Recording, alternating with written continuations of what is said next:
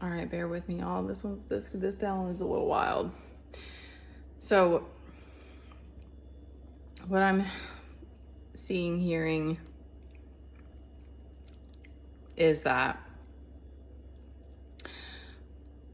sometimes people, someone else spoke about this, and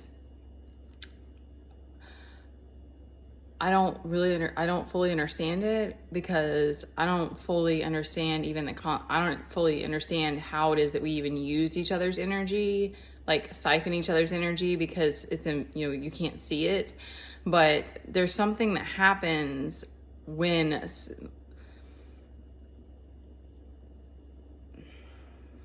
there's some way that people can get soul ties, like with your energy. And so, because there's something involved in that, and like creating a destiny swap, where it's like they're trying to copy you and become you. And then it's like, they're sort of like that, what is it calling, like masking, or like you're bearding them or something like that, where it's like they're hiding in your energy. And so then there's this fear when you start to like walk away and not entertain them anymore. Like you start to catch on to the game, or you start to see like, okay, this person's just trying to copy me or whatever. There's this fear that they're going to be left behind. But that's not how this works.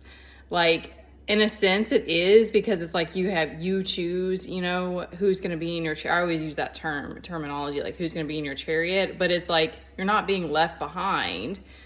And you have to go. And maybe that's why it's a fear, because you see this person as like your ticket out of the matrix or something, like, but you have to go and do your own shadow work. And that's all of us. So that fear that you feel is a fear that you have to sit with and transmute, and realize that you're worthy. Like that person's not going to make you worthy. That person's not going to make you not even about making you any better, because you are enough. But it's just, you have to find that's like a codependency or something, where it's like you feel like you have to have this other person to create a new life or something. And maybe that's the telltale sign that you're using their energy. That's really wild, but that's what's coming to me, y'all. So, I mean, it's kind of like, because there's all this stuff that's online, it's really hard to like figure things out and understand it. But just, let me get this kid outside. Back outside. Back outside. You have sand. Back outside. Back outside. It's like, all these things kind of end up being tests anyway. And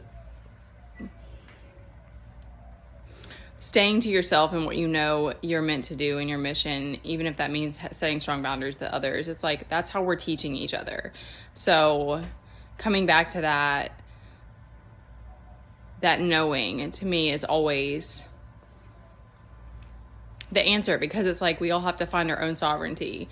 And it is really intense. It can get very scary when you find yourself attached to somebody else's energy, but you will be fine. I don't know how to speak on that when it comes to like narcissism and all that, because like I said, I don't fully understand it or how that works. I gotta get this kid.